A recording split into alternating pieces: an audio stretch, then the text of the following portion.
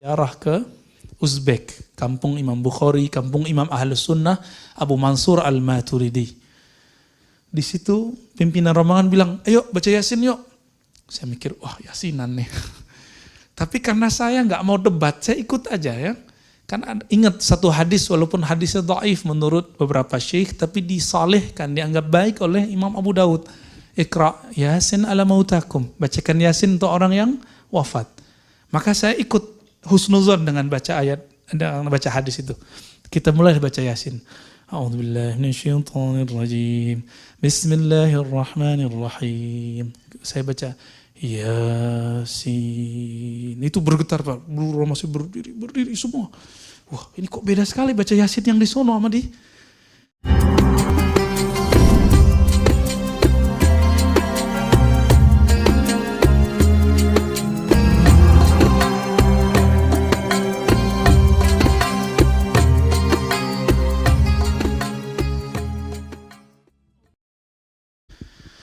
Assalamualaikum warahmatullahi wabarakatuh.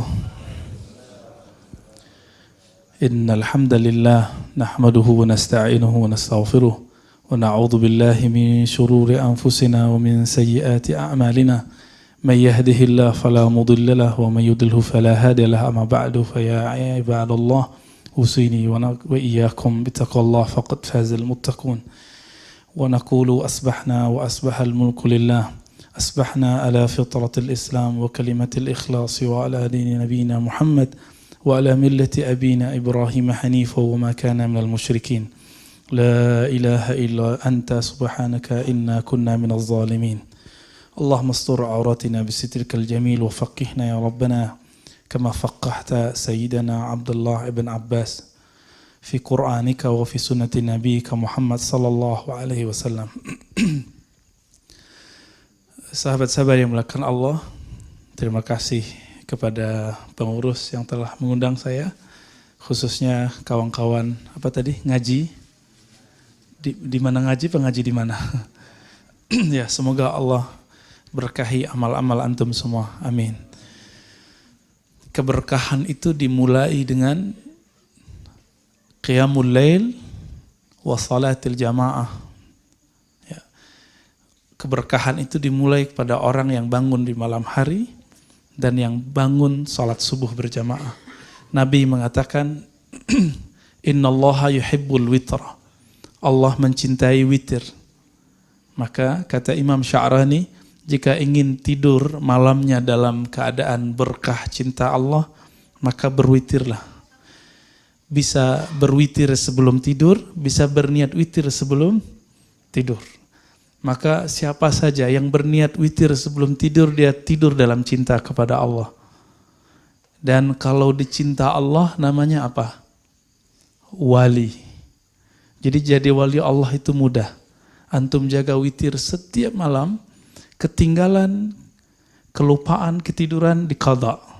Seperti Nabi mengqadha salat witir. Bahkan Nabi mengqadha salat rawatib.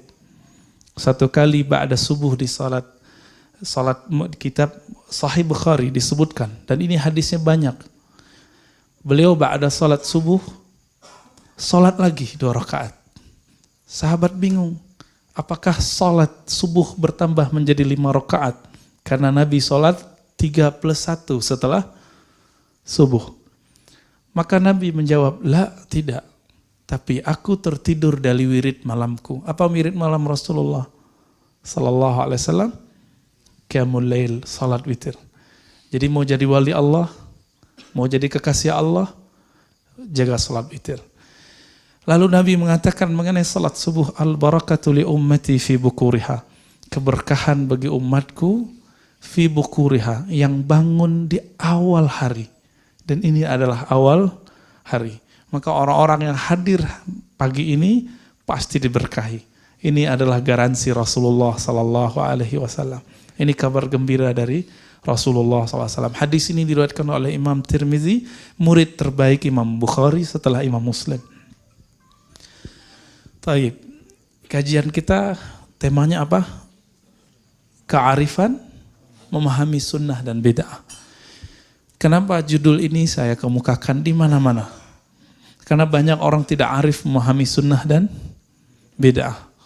Sehingga kajian sunnah dan bid'ah tidak lagi membawa keberkahan, tapi membawa perpecahan. Nah, kita tidak mau itu. Kita maunya islah bainan nas, bainal mu'minin. Kita mau islah. Islah itu bukan berarti sama. Islah itu saya memandang orang itu dengan husnuzan. Sehingga saya tidak memandang dia sebagai orang yang berbeda dengan saya. Cuma karena beda hal-hal yang sepele, kemudian tidak membuat dia, oh itu beda, itu syubhat. Itu manhajnya beda dengan aku. Nggak ada kalimat seperti itu. Suatu kali Zaid ibn Sabit yang sekarang jasanya kita pegang. Apa itu? Al-Quran. Dalam hadis Sahih Bukhari dan Muslim, Abu Daud, Tirmizi dan imam-imam yang lain disebutkan bahwa Abu Bakar dan Umar radhiyallahu taala anhuma, ini pembeda ahlu sunnah dengan Syiah, membaca radhiyallahu terhadap sahabat-sahabat agung, yaitu Abu Bakar dan Umar.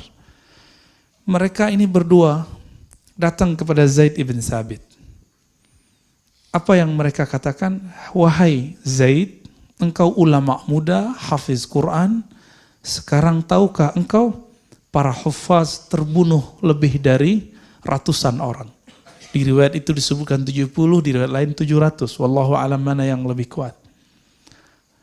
Apa kata Abu Bakar dan Umar? Seandainya engkau mengumpulkan Quran, tentulah elok, tentulah baik. Apa kata beliau? Hal taf'alani ma lam yaf'al bihi Rasulullah sallallahu alaihi wasallam. Wahai tuan-tuan yang agung, wahai Abu Bakar dan Umar, apakah engkau melakukan apa yang Rasulullah tidak lakukan? Berarti di situ ada dua konsep, dua definisi mengenai bid'ah. Definisi Abu Bakar dan Umar dan definisi Zaid. Abu Bakar dan Umar radhiyallahu taala anhuma ketika memahami suatu kebaikan, maka itu dianggap bagian dari sunnah meskipun Nabi tidak buat. Namun Zaid ibn Sabit, kalau Nabi tidak buat, tidak lakukan, maka itu adalah bid'ah. Ada dua mazhab. Jadi dari dulu mazhab itu sudah ada. Maka antum yang memaksakan mazhab itu jadi satu, itu mustahil. Yang ada itu mazhab didialogkan, bukan dibenturkan. Coba lihat apa yang mereka lakukan. Lalu Abu Bakar dan Umar menjelaskan hujah-hujah mereka kepada Zaid ibn Sabit. Lalot, berbolak-balik, bolak-balik, jawab-jawab. Dan itu tidak sebentar. Memakan waktu yang sangat panjang. Akhirnya Zaid mengatakan, fa'ara ma ra'aya. Aku kemudian IC, ara itu terjemahan Inggrisnya IC. Aku faham apa yang mereka fahami berdua. Maka Zaid bin Sabit menerima, tapi beliau mengatakan, seandainya engkau memerintahkan aku an anqula jabalan ila jabalin, memindahkan gunung ke gunung yang lain, tentu lebih mudah daripada memindahkan Al-Quran kepada satu tempat. Kenapa? Kalau gunung kelihatan nggak? Kalau Quran di mana? Di dada. Gimana ngumpulinnya? Namun Zaid bin Sabit ternyata terima. Kita baca kisah itu, ternyata kisah itu sebelumnya yang berdebat adalah Abu Bakar dan Umar. Ternyata Abu Bakar dan Umar pun beda faham. Zaid bin Sabit di awal satu faham dengan Abu Bakar.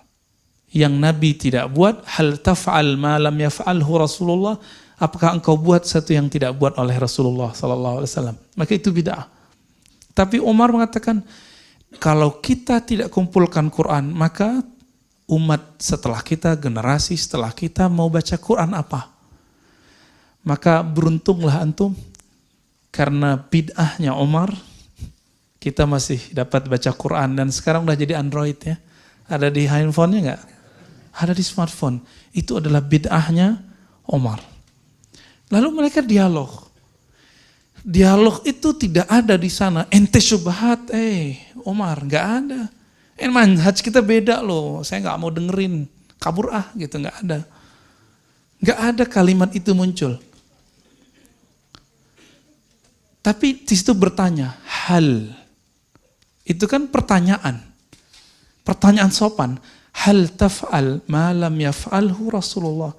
Hei Omar, apakah engkau buat yang Nabi tidak buat? Sopan nggak tuh? Cuma nanya konfirmasi, maksud kamu apa? Tapi enggak, itu ente bid'ah, enggak bisa, enggak begitu. Ya. Kawan saya khutbah di satu tempat. Cuma sayangnya dia tidak tahu adab di tempat itu enggak boleh angkat tangan. Dia angkat tangan kemana-mana. Berdirilah seseorang, angkat tangan lagi. Ente turun, di sini khutbah ente enggak benar, enggak beradab ente. Mana yang enggak beradab? Yang negur di bawah atau yang di atas? Jadi yang negur lupa, dia negurnya nggak pakai adab. Seharusnya gimana caranya? Tunggu selesai dulu, dia qadha dulu sholatnya. Kalau memang dia nggak yakin sahih, dia sholat zuhur dulu. Habis itu baru dia ajak ngobrol tuh orang. Atau selesai sholat dia ajak langsung ngobrol, bukan berdebat tapi berdialog. Jadi teman-teman semua, ini yang kita sebut piknik. Ternyata pemahaman yang sempit itu bisa dipiknikkan. Maka selamatlah antum yang suka piknik. Yang ngajinya bukan kepada satu orang. Amalkan sikap Abu Bakar dan Umar. Adakah yang lebih mulia dari mereka setelah Rasulullah SAW? Gak ada. Nabi mengatakan apa? Iktadu bisyaikhaini. Ya. Hendaklah kamu iktidak, mengambil qudwah dengan dua syekh yang hidup min ba'di, setelah hidupku. Ini pesan Rasulullah SAW. Kenapa Nabi nggak sebut Ali? Ali bukan syekh. Syekh itu artinya tua, orang tua. Kalau Ali lain lagi, ana madinatul ilmi wa aliyun wa abuha, riwayat Imam Tirmizi. Kalau Utsman lain lagi. Kalau Umar disebut dengan dua model. Disebut dengan muhaddas. Muhaddas bukan ahli hadas. Muhaddas artinya mulham. Orang yang dapat ilham. Maka ketika Umar radhiyallahu taala anhu melihat orang di malam Ramadan, ada yang ruku, ada yang sujud, ada yang berdiri, ada yang lagi tidur-tiduran, ada yang senderan, ada yang baca Quran. Beliau mengatakan, seandainya engkau hai Ubay memimpin mereka salat. Dipimpinlah sholat berapa rakaat? 20 rakaat. Dan rakaat itu sampai sekarang masih bertahan di Madinatul Munawwarah dan Makkah Al-Mukarramah. Ya, Al-Madinah Al-Munawwarah dan Makkah itu masih 20 rakaat. Cuma di sini pengurusnya kan sayang sama jamaah. Takutnya kalau lebih dari 11 kabur atau pingsan. Taib. Apa kata Umar? Ni'matil bid'atu hazihi. Ketika melihat orang-orang ruku rapi semua, sujud rapi semua, semuanya rapi. Apa kata beliau? Ni'matil bid'atu hazihi. Senikmat-nikmat bid'ah itu ini. Anaknya Abdullah bin Umar. Anaknya siapa? Umar. Beliau itu melazimkan, mengkontinyukan salat duha. Nabi tidak pernah mendawamkan sholat duha. Lalu ditanya oleh seorang muridnya, apakah engkau buat yang Nabi tidak buat? Nah, kira-kira sama begitu. Apa jawaban beliau? Ni'matil bid'atu hazihi. Senikmat-nikmat bid'ah itu ini. Dan ini semua riwayatnya sahih. Maksud kalimat-kalimat ini apa? Jadi teman-teman semua, ketika kita berbeda faham, maka bertanyalah, bukan menghindar. Maka konfirmasilah, bukan menuduh syubhat. Itu maknanya. Karena inti dari agama kita bukan mengenal sunnah bid'ah, tapi inti dari agama kita adalah al-akhlaq al-karimah, yang disebut dalam hadis husnul khulq. Akhlak yang baik. Orang Di zaman Nabi seorang perempuan, pasti hadis ini sering dibacakan para ustadz. Dia sholat malam setiap malam. Bahkan hampir tidak tertidur. Tapi sama tetangganya gak baik. Apa kata Rasulullah? Finnar. Itu bukan tetangga sholat loh, tetangga rumah. Menurut antum gimana? Jika ada seseorang tetangga sholat kita gak nyaman sama kita. Suatu kali Muaz bin Jabal memimpin sholat. Kepanjangan. Di belakangnya banyak orang-orang pekerja kayu, pekerja pengangkat batu. Hadis Sahih Bukhari, Muslim, Abu Daud, Tirmizi. Dan hadis ini sangat mengagetkan saya. Kenapa? Nabi SAW ternyata pro-nya bukan ama orang yang keluar dari sholat. Jadi ada seorang pekerja keras, dia udah kecapean sholat. Dia pengennya Muaz itu baca li'ila fi Quraisy atau alam nashrah aja deh gitu. Kenapa? Kakinya udah gemeteran ya. Daripada pingsan mending dia mundur. Akhirnya dia mundur, lalu dia selesaikan sholatnya sendiri. Selesai sholat, Muaz dikasih kabar oleh orang-orang. Itu ada munafik. Munafik itu gimana? Saat sholat bersamamu, dia keluar. Oh, jadi dulu ternyata kalangan sahabat itu memandang orang yang keluar dari jamaahnya munafik. Mirip-mirip sekarang lah ya. Oh, wah kayaknya udah kena syubhat nih. Gitu, kira-kira begitu ya. Syubhat itu kan bukan istilah yang benar. Syubhat itu kan istilah hukum yang tidak jelas. Antara halal dan haram disebut wa bainahuma umurun mutasyabihat. Syubhah. Maka istilah ini tidaklah pantas digunakan untuk menyebut ustadz yang berbeda faham dengan kita. Maka sebaiknya kita emang tidak perlu menyebut orang itu syubhat. Itu tidak benar. Cukup katakan aku beda dengan dia. Selesai. Itu nggak masalah kok. Boleh nggak mengatakan beda? Boleh. Yang tidak boleh itu mengatakan apa tadi? Syubhat. Karena itu ada cacian di situ. Sibabul muslim fisq. Ciri-ciri dai-dai fasik itu suka menghujat. Nauzubillah min zalik. Itu hadis Sahih Bukhari Muslim. Sibabul muslim fisq. Di riwayat kedua fusuq. Mencaci sesama muslim. Siapa yang disebut muslim? Yang mengatakan la ilaha illallah Muhammadur Rasulullah. Fasik. Fasik itu munafik. Baca surah Al-Munafikun. Munafikun disebut munafik di situ. Fasik di situ. Zalim di surat yang lain. Kafir di bagian yang lain. Jadi hati-hati dengan istilah ini. Maka teman-teman semua, jika antum berbeda, katakan apa? Kami berbeda. Selesai. Nah, lalu Nabi pro siapa? Kita coba lihat. Yang diadili orang yang tadi keluar atau Muaz? Ternyata yang diadili Muaz. Jadi Rasulullah itu di pusat kota Madinah itu bukan hanya tempat ibadah, tapi itu juga tempat untuk mengontrol dai-dai, imam-imam sekitar Madinah.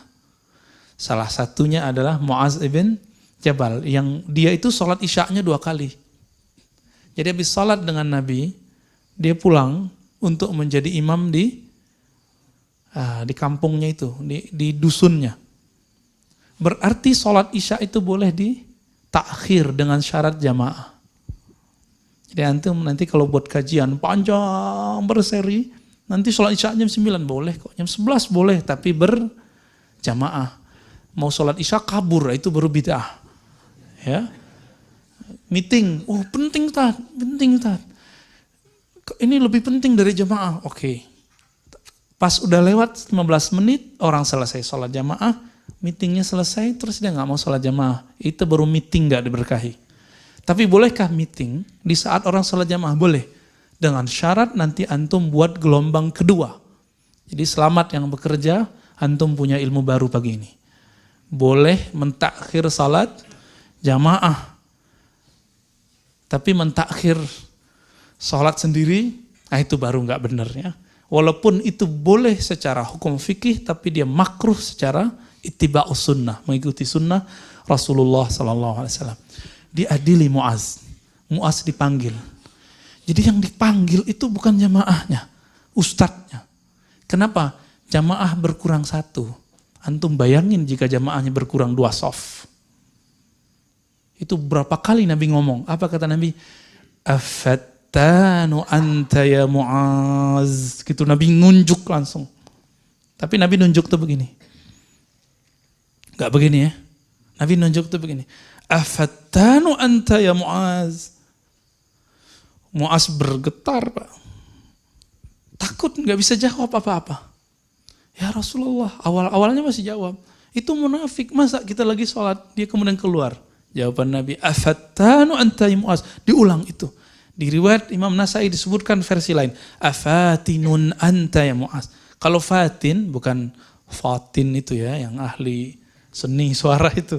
Pakai ta. Kalau fatin itu pakai to kayaknya. Kalau fatin, lalu ada mubalaghahnya. Berlebihan artinya.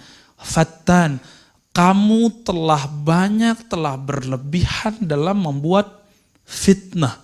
Fitnah dalam bahasa Arab buat kacau. Cuma satu jamaah nyusut. Disebut pembuat fitnah. Antum bisa bayangkan. Jamaah kita kurang berapa. Jadi kalau ada antum yang walk out karena saya ngaji, itu saya pembuat fitnah. Atau antumnya yang sahibu fitnah. Ya. Jadi jika ada kalimat ini menyinggung salah satu antum saja, maka saya sudah buat fitnah dan saya minta ampun kepada Allah jika itu terjadi. Namanya lisan, apalagi tanya jawab. Kalau tanya jawab, kadang-kadang kita lupa. Kita tugasnya sebagai da'i, beda dengan muallim. Da'i itu memberi kabar gembira, juga memberi kabar yang menakutkan. Tapi kalau muallim itu boleh kasih judge. Jadi kalau sistem kajian antum di sini sudah kajian ta'lim, itu si ustadz boleh buka yang tidak boleh dibuka saat dakwah. Boleh memberi sanksi yang tidak boleh diberi sanksi saat dakwah. Itu bisa bedain. Boleh tahzir yang perlu ditahzir tapi tidak boleh disampaikan dalam dakwah. Itu. Nah, orang-orang tidak bisa membedakan itu, tapi udah jadi dai duluan. Sehingga dia mentahzir di saat dakwah. Padahal dakwah itu basyiru. Kan kalimatnya begitu di Sahih Bukhari. Basyiru. Beri kabar gembiralah. Kalimat berikutnya apa? Yassiru. Ya. Yassiru, apa arti yassiru?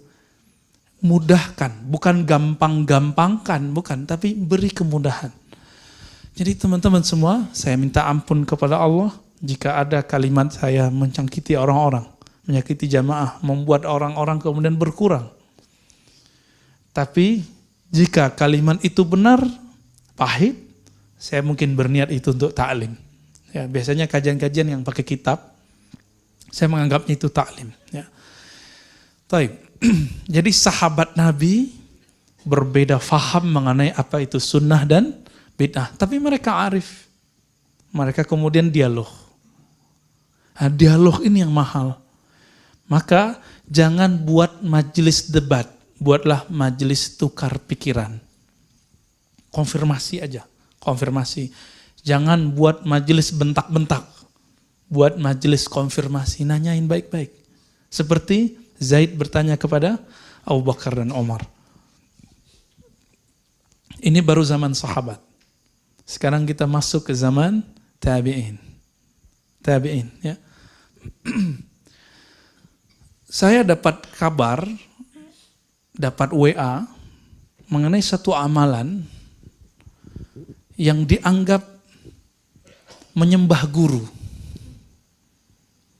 Dianggap menyembah guru. Yaitu cium tangan. Kalau orang Bandung udah biasa cium tangan sama guru ya. Apa kata si Ustadz? Itu sampai kepada saya dan tunjukin videonya. Takbilu liat nisfus sujud. Mencium tangan separuh sujud. Ini bahaya nggak kalimat ini? Bahaya. Ya. Karena sujud di situ artinya nyembah, toh? Ya, berarti saya separuh nyembah guru kalau cium tangan guru. Ini bahaya. Kita coba cek ulama-ulama tabi'in. Bahkan di sahabat sudah ada. Ya. Lebih dari cium tangan. Antum coba lihat. Suatu kali seorang tabi'in datang kepada Anas ibn Malik. Anas itu 10 tahun khidmah untuk Nabi SAW tidak digaji. Adakah hari ini khadim, asisten rumah tangga, pembantu yang mau bekerja tanpa digaji? Gak ada. Ya. Ummu Sulaim, ibundanya Anas ibn Malik radhiyallahu taala anhuma, itu mengirim Anas untuk mengabdi kepada Rasulullah dan mengatakan, wahai Rasulullah, kami tidak minta gaji, tapi minta doa. Tapi minta doanya nanti di akhir, setelah Anas mengabdi. Anas mengabdi 10 tahun, selesai mengabdi ketika udah dewasa, jadi umur 10 tahun dia mulai ngabdi. 11 tahun kurang dikit, Ummu Sulaim datang kepada Nabi dan mengatakan, ya Rasulullah, ud'u lahu. Tolong doakan siapa? Anas ibn Malik. Maka Anas ibn Malik didoakan. Doanya melebihi gaji seumur hidup. Gaji 7 turunan, Mbak. Apa doanya? Allahumma akthir malahu wa auladahu wa adkhilhul jannah. Nah, riwayatnya macam-macam, kita ambil satu riwayat itu. Ya Allah, banyakkan hartanya, anaknya, dan masukkan surga. Banyak harta, itu lebih dari gaji, Pak. Maka Anas salah satu sahabat terkaya di zamannya. Jadi kaya itu nggak bid'ah. Antum kaya itu nggak bid'ah, itu sunnah. Itu doa Nabi Sallallahu Alaihi Wasallam. Tapi jangan gaya hidupnya gaya orang kaya. Gitu. Karena kalau gaya hidupnya gaya-gaya orang kaya, apa kata Ibrahim Al-Qassar? Siapa yang sok kaya, iftaqarah, maka dia dikutuk menjadi bermental miskin. Nanti keluar lagi model baru handphone, nyesek Pak. Mobil, apalagi mobil Jepang. Ya. Tiap tahun itu keluar bisa 2 kali. 2 kali modelnya. Yang Black Expander kemarin udah nyesek lagi. Yang beri kemarin Pajero Sport udah nyesek lagi. Ada lagi yang baru. Nyesek, kenapa? Gaya lifestyle-nya gaya orang kaya. Jadi apa kata Nabi? Allahumma ahyini miskinan. Ya Allah, jadikan lifestyle-ku seperti orang miskin. Orang miskin tuh dapat dikit senang, dapat banyak bersyukur. Udah begitu belum? Nabi kaya apa miskin? Sepakat? Yang bilang Nabi miskin gak kenal Rasulullah SAW. Perlu belajar sirah Nabinya lebih banyak. Ditambah SKS-nya 20 kali lagi. Menafkahi seorang istri itu perlu ma'isyah enggak? Bukan ma'isyah ya, ma'isyah. Satu istri Nabi punya rumah, dibelanjakan, kemudian punya kendaraan, punya pembantu. Berapa kira-kira gaji orang yang punya kemampuan seperti itu hari ini? Antum hitung sendiri ya, karena gaji per kota akan beda.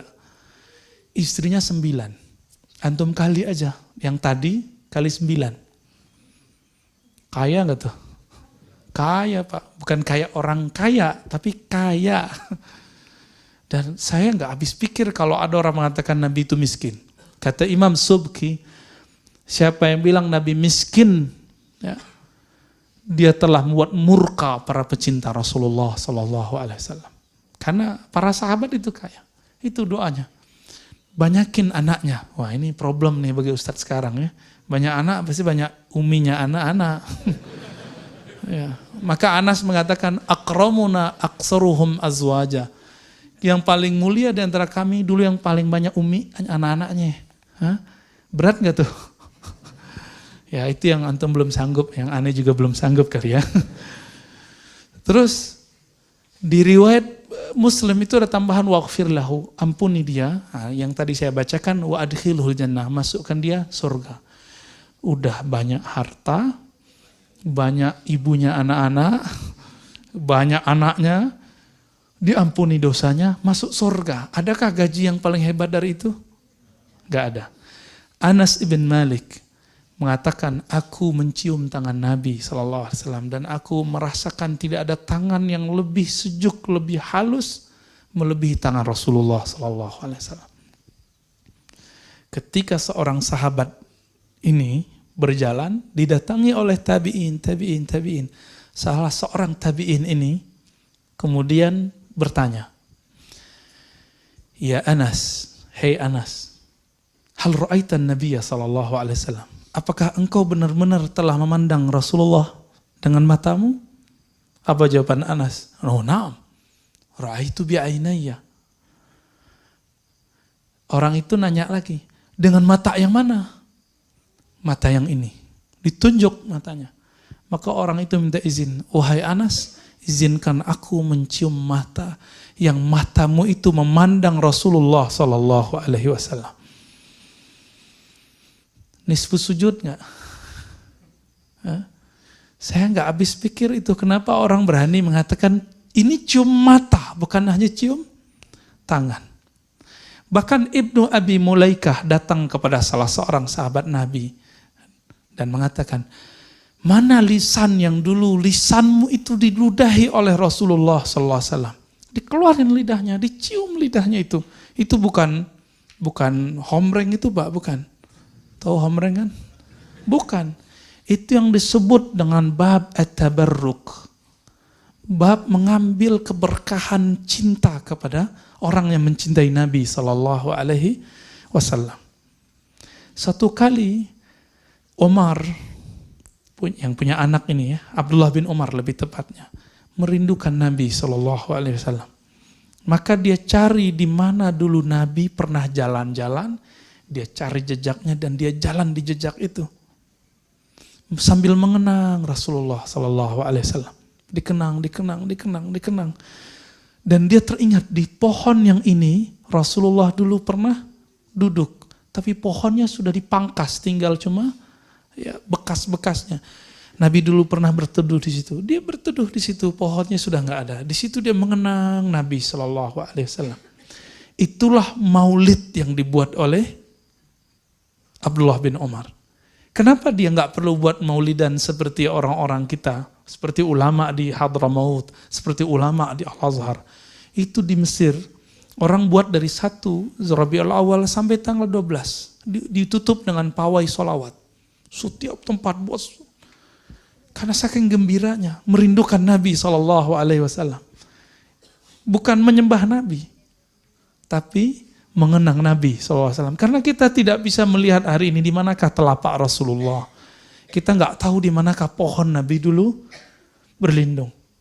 Maka teman-teman semua, kita husnuzon sama orang maulid. Mungkin dia ingin mengenang cinta para sahabat kepada Rasulullah SAW. Kalau kita nggak maulid, kita ganti namanya kajian sirah Nabi. Ya. Maka saya setiap pagi saya kajian sirah Nabi, saya maulidan tiap hari. Nggak perlu nunggu 12 Rabiul Awal. Tapi kalau ada orang mau 12 Rabiul Awal, nggak apa-apa. Siapa yang mengatakan nggak apa-apa? Itu imam syekh yang dulu dinukil oleh guru antum, guru kita semua, guru anak-anak muda di Indonesia, Ustadz Adi Hidayat, yang karena nukil imam ini, beliau ditahzir oleh banyak orang. Siapa nama orang yang disebut oleh beliau? Sayyid Muhammad Ahlawi Al-Maliki. Gelar Sayyid bagi orang yang tidak faham dikira menyembah guru. Disebut Taghut Makkah. Jadi salah seorang yang mentahzir Ustadz Adi dulu mengatakan, masa Taghut Makkah dikutip-kutip, diikuti, kira-kira begitu. Apa kata Sayyid Muhammad? Orang Mekah. Beliau, ayahnya, kakek dari kakeknya itu adalah pengajar Masjidil Haram sebelum Masjidil Haram dikuasai oleh orang-orang yang hari ini menguasai Mekah. Apa kata beliau? Jika engkau mengenang nabinya hanya sanggup sekali setahun, maka menurutku itu wajib. Kalau Omar, Abdullah bin Omar, Anas bin Malik setiap hari dia mengenang Rasulullah Sallallahu Alaihi Wasallam, maka nggak perlu maulidan. Ya, saya ditanya, Tat, bukannya maulid duluan yang buat Syiah? Saya jawab canda aja, Syibeh kali. Ya, Di Syiah ada, betul, di zaman Fatimiyah. Tapi di kalangan Muslim itu Sultan Muzaffar, lalu dibangkitkan lagi oleh Sultan, panglima terhebat yang kita puji setiap saat, Salahuddin Al-Ayyubi. Jadi dua orang ini, kita nggak ikut maulidnya Syiah, kita ikut maulidnya Ahlus Sunnah. Maka jika disebut bid'ah, teman-teman, mari coba kita bandingkan bid'ah menurut para sahabat, para ulama dengan bid'ah menurut para pendakwah hari ini. Itu jauh berbeda. Suatu kali Syekh Al-Islam Ibn Taimiyah, yang saya juga punya kritik terhadap akidah beliau, tapi saya tidak membenci beliau. Saya mencintainya, seperti Syekh Yusuf An-Nabahani mengatakan aku mencintainya, namun aku mengkritiknya. Karena kritik itu boleh-boleh aja, yang nggak boleh mencaci. Antum kritik kita itu boleh, tapi mencaci itu tidak boleh. Syekh Ibn Taimiyah rahimahullah punya kitab judulnya Iqtida' Siratal Mustaqim. Apa kata beliau? Al-bid'atu adalah, bid'ah itu adalah kullu ma lam yadulla alaihi dalilun syar'i.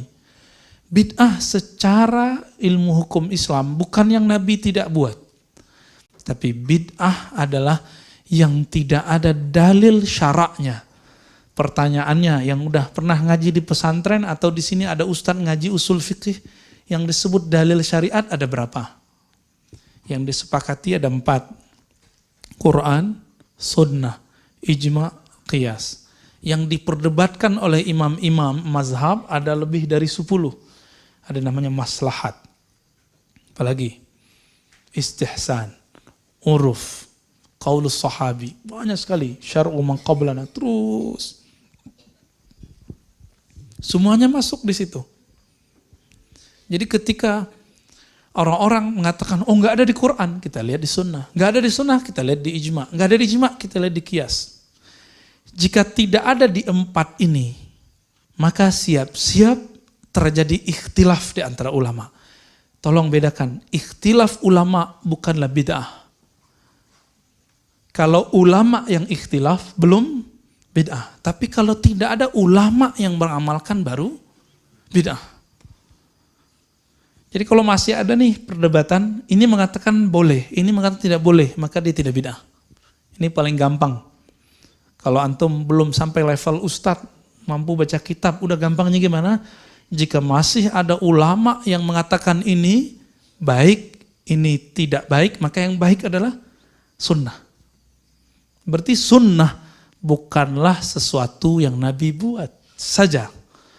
Tapi sunnah itu setiap amal yang Nabi SAW buat ataupun tidak buat, tapi ada dalilnya. Nabi pernah nggak ngaji hari Ahad pagi begini?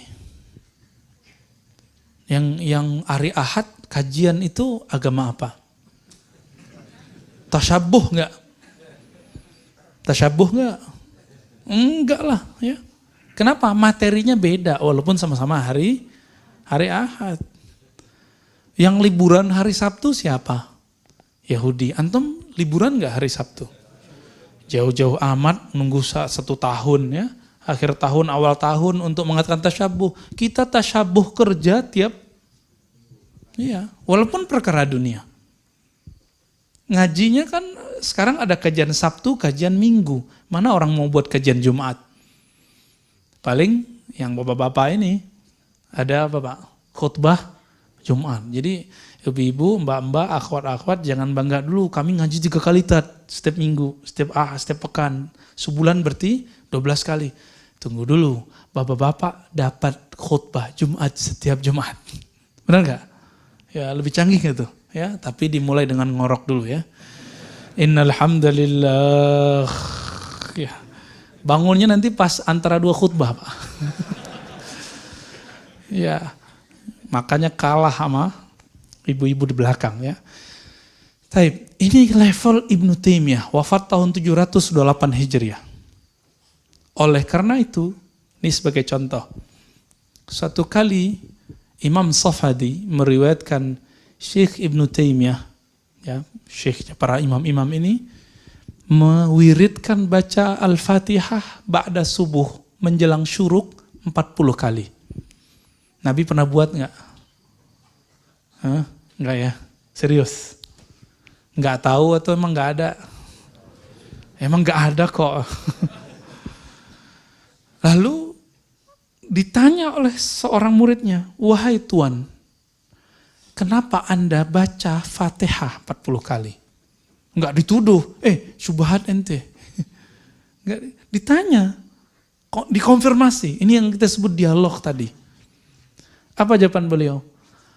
Aku membaca Fatihah 40 kali untuk wirid supaya Allah fatah. Allah buka kepadaku pemahaman satu ayat yang malam tadi mentok. Jadi malam tadi beliau baca ayat, selevel imam mentok nggak paham-paham. Kalau antum mentoknya tiap malam. Satu ayat mentok, terus dibaca Fatihah biar kebuka. Benar, di ayat ke-40 kebuka. Saya jarang sekali menikmati baca surah Yasin, karena jarang ikut Yasinan. Ya. Mungkin antum lebih hafal Yasin daripada aneh.